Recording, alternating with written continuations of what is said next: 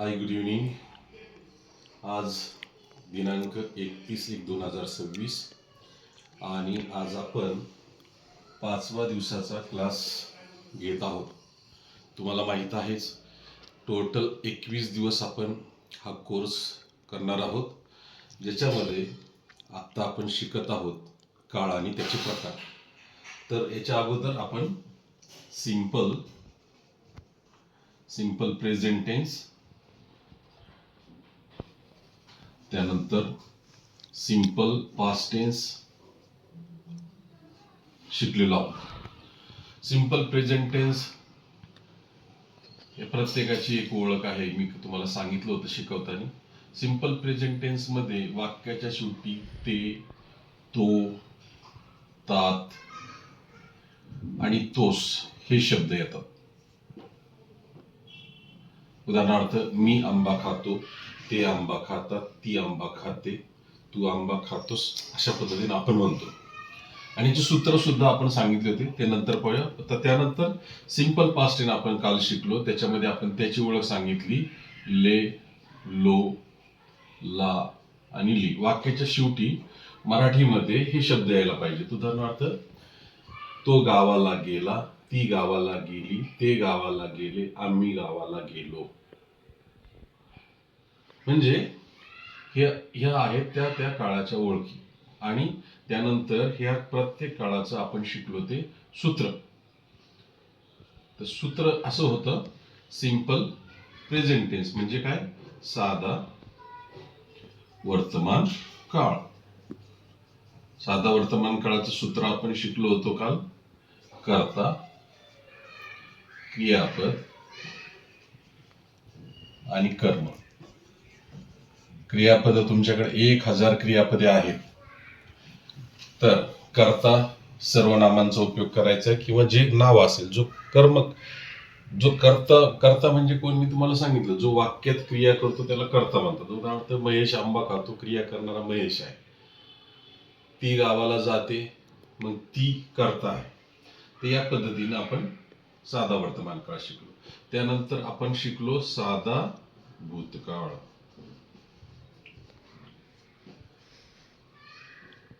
याच्यामध्ये सेम सूत्र होतं, कर्ता अधिक क्रियापद अधिक कर्म.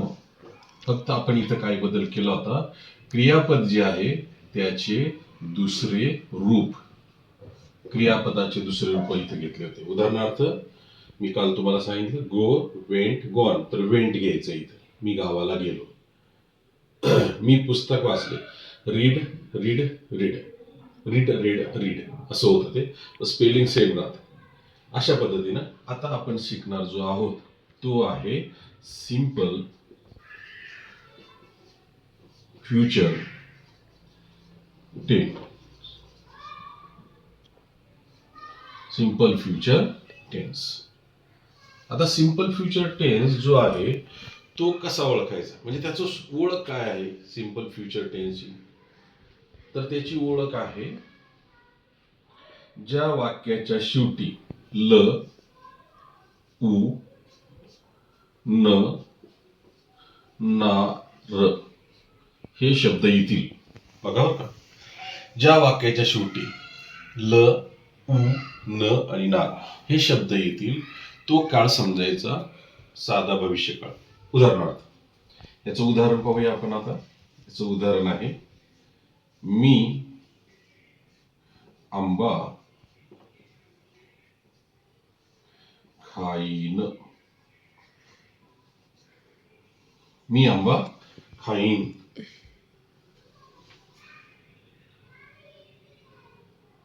तो गावाला जाईन किंवा जाणार.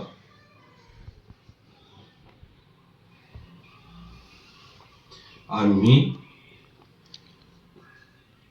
गावाला जाऊ. बघा, म्हणजे काय काय आलंय शेवटी? न आलं, नार आलं, उ आलं.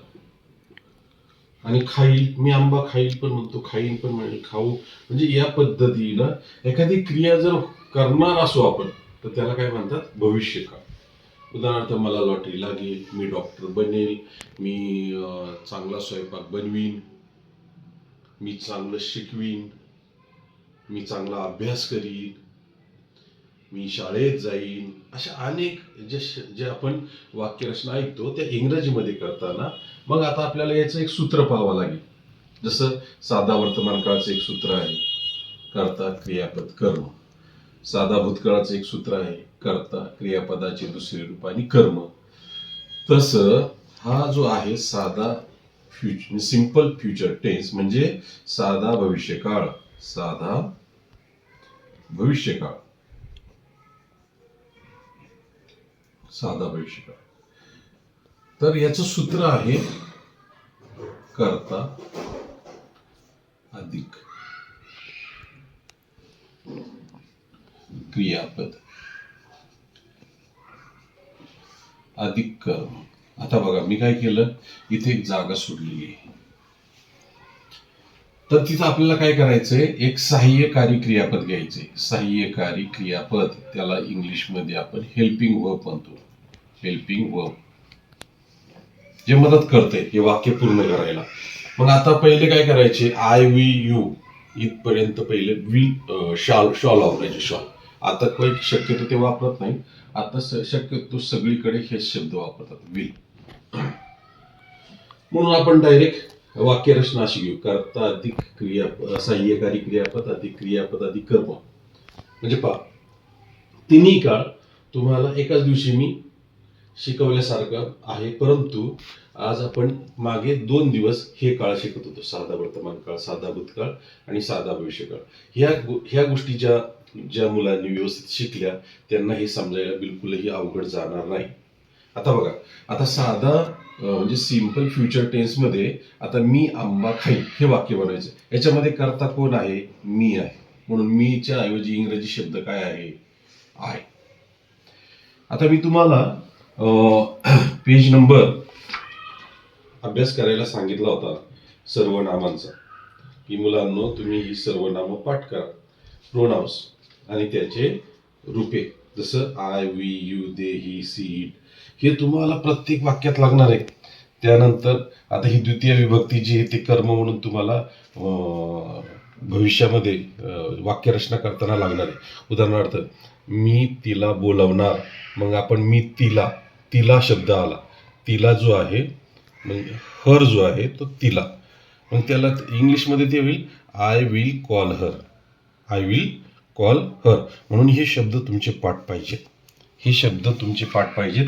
आणि आता आपण घेऊया ही वाक्यरचना जी आहे ती कशी बनवायची. तर आपण कर्ता घेतला, त्यानंतर कर्त्यानंतर पुढे काय घ्यायचं, विल घ्यायचं, आय विल. त्यानंतर काय घ्यायचं, क्रियापद. क्रियापद काय आहे, खाणे, खाईल. खाण्याला इंग्लिश शब्द काय आहे, इट. काय खाणारे, राहिलेलं कर्म. काय, आंबा, मँगो. समजलं, आय विल इट मँगो. तो गावाला जाईल किंवा जाणार, मग त्याच्यामध्ये कर्ता कोण आहे, तो, ही. नंतर घ्यायचं विल, ही विल. नंतर घ्यायचं इट, ही विल इट. आणि मँगो, सॉरी वरच वाक्य वेगळं आहे. तो गावाला जाईन, ही विल. जाईन इथं क्रियापद काय आहे, क्रियापद आहे जाईन. जाईन नगो शब्द आहे. ही विल गो, कुठे, गावाला. To village, to village. आता इथं टू वापरलाय गावाला, ला साठी हा शब्द येतो टू. ते आपण शिकणार आहोत पुढे. म्हणजे असे अनेक शब्द आहेत, जसं he will go to village. आता इथं आपण म्हणतो मराठीमध्ये गावाला, पण इंग्लिशमध्ये टू विलेज म्हणतात. मग हे टू जे आहे ते प्रेपोजिशन, त्याला इंग्लिशमध्ये आपल्या, तुम्ही जर बघितलं आपल्या पुस्तकामध्ये पण मी दिलेलं आहे सविस्तररित्या, पेज नंबर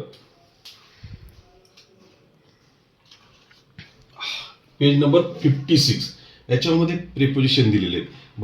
जसं आता तो पुण्याहून येईन असं जर म्हणायचं असेल, he came, he will come from Pune, पुण्याहून. इथं हून आहे, हून. तर हे हून, तून, मधून, वरून हे आपण पुढे शिकणार आहोत. त्याला थोडा अजून वेळ आहे, परंतु तुमच्या माहितीसाठी त्याला प्रेपोजिशन असं म्हणतात इंग्रजीमध्ये. ठीक आहे. त्यानंतर पुढचा जो शब्द आहे, वाक्य आहे, आम्ही गावाला जाऊ. मग आम्हीसाठी वी, नंतर वी विल गो गावाला, टू विलेज.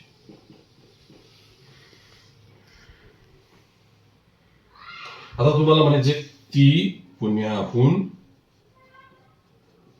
येईन. मग ती साठी तुम्ही काय वापरा, शी. पुढे काय आपल्या सूत्रानुसार विल. येण्याला काय शब्द आहे, कम. पुण्याहून, आता बघा हून, या हून साठी शब्द आहे फ्रॉम, फ्रॉम पुणे. जसं इथं टू विलेज, तसं इथं फ्रॉम पुणे. अशा पद्धतीने आपण एकूण 3 काळ शिकलो. आता याचं नकारार्थी वाक्य बनायचं, मी आंबा खाणार नाही. नकारार्थी वाक्य, मी आंबा खाणार नाही. मग त्याच्यामध्ये काय करायचे, त्याचं एक सूत्र आहे. काय सूत्र आहे, त्याचं सूत्र आहे कर्ता plus will not plus verb म्हणजे क्रियापद प्लस कर. कर्त्याला इंग्लिशमध्ये काय म्हणतात बरं? कर्त्याला म्हणतात सब्जेक्ट, कर्मला म्हणतात ऑब्जेक्ट, आणि क्रियापदाला वर्ब म्हणतात, आणि याला हेल्पिंग वर्ब म्हणतात विल साठी. तर हे आहे नकारार्थी वाक्य. नकारार्थी वाक्य, मी आंबा खाणार नाही.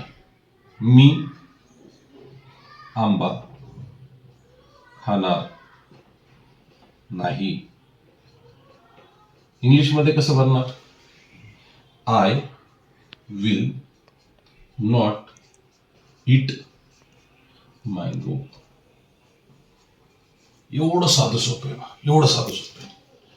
I will not eat mango. मी गावाला जाणार नाही. I will not go to village. अशा पद्धतीने. तर मित्रांनो, यानुसार तुम्हाला काय करायचंय, साधा भविष्य काळ शिकताना या फॉर्म्युल्याचा यूज करायचा आहे. By the sentences, question sentences. जर सहाय्यकारी क्रियापदाने सुरुवात करायची असेल प्रश्नाला, तू गावाला जाणार का, तू गावाला जाशील काय, तू आंबा खाशील काय, तर आपण इंग्लिशमध्ये, आता इथे शाल फार कमी लोक वापरतात म्हणून डायरेक्ट विल वापरायचं आपल्याला. म्हणून will you go to village, will you go to village, question म्हणजे प्रश्नार्थक वाक्य झालं. तेच WH ने सुरुवात होणारं जर वाक्य बनवायचं असेल, ती का गावाला जाईल, ती का अभ्यास करील, तर आपण इंग्लिशमध्ये काला व्हाय शब्द वापरतो. ज्याचं मी तुम्हाला सांगितलं होतं की तुम्हाला WH क्वेश्चन बनवताना WH ने सुरू होणारे प्रश्नार्थक शब्द पेज नंबर 15 वरती आहेत. What, which, when, where, why, who, whom, whose. ते हे माहीत असायला पाहिजे आणि याचे फॉर्म्युले माहीत असायला पाहिजे. मग फॉर्म्युले आपण इथे दिलेले आहेत. ती केव्हा गावाला जाईल. आता हे वाक्य आपल्याला बनवायचे. कोणतं, ती केव्हा गावाला जाईल. ती केव्हा गावाला जाईन. बघा, हे नेहमी ध्यानात ठेवा, शेवटी न आला बघा. आपण काय म्हटलं, सिंपल फ्युचर टेन्स मध्ये त्याची ओळख आहे ल, उ, न आणि ना. इथं न आला, इथं प्रश्नचिन्ह आलं. आता केव्हा हे काय आहे, हा WH क्वेश्चननी सुरू होणार आहे. केव्हाला काय म्हणतात, व्हेन. मग याचं सूत्र आहे प्रश्नार्थक वाक्याचं, पहिलं काय घ्यायचंय, प्रश्नार्थक शब्द, नंतर हेल्पिंग वर्ब म्हणजे सहाय्यकारी क्रियापद. कोणता आहे? साधा भूतकाळामध्ये विल आहे. त्यानंतर घ्यायचे करता, त्यानंतर घ्यायचे शेवटी क्रियापद आणि नंतर घ्यायचे कर्म. बघा असं सूत्र आहे. ही सर्व सूत्र तुम्हाला या पुस्तकामध्ये दिलेली आहे.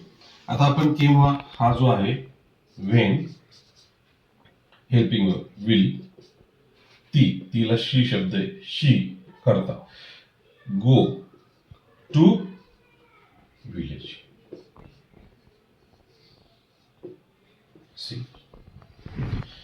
तर मित्रांनो, विद्यार्थी मित्र,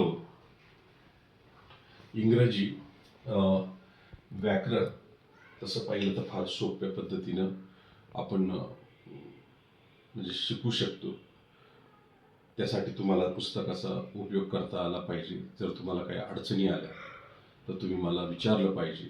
परंतु आजपर्यंत मागील 5 दिवसामध्ये कुणालाही काही अडचण आलेली नाही असं मला तरी दिसतं. कारण अजूनपर्यंत मला कुणीही एकही शंका विचारलेली नाही. म्हणून मी माझ्या पद्धतीने शिकवत आहे. आशा आहे तुम्हाला समजत असेल आणि या क्लासचा तुम्हाला 100% फायदा होईल. पण मला असं वाटतं, बघा एखादी गोष्ट आपल्याला जेव्हा फ्रीमध्ये भेटते तेव्हा तिची किंमत 0 असते. परंतु मित्रांनो, आम्हाला कोणी शिकवायला नव्हतं ज्यावेळेस आम्ही लहान होतो, किंवा कळत्या वयात सुद्धा आम्हाला असे क्लास किंवा असे फॅसिलिटीज असं काहीही नव्हतं. माझा प्रयत्न आहे जास्तीत जास्त विद्यार्थ्यांना इंग्रजी चांगल्या सोप्या पद्धतीनं यावं, म्हणून मी मोफत हा प्रयत्न करत आहे. त्याचा फायदा तुम्ही सर्वांनी घ्यावा ही कळकळीची विनंती करतो आणि थांबतो आजच्या क्लासपुरते एवढंच. पुन्हा भेटूया. See you again tomorrow. Thank you.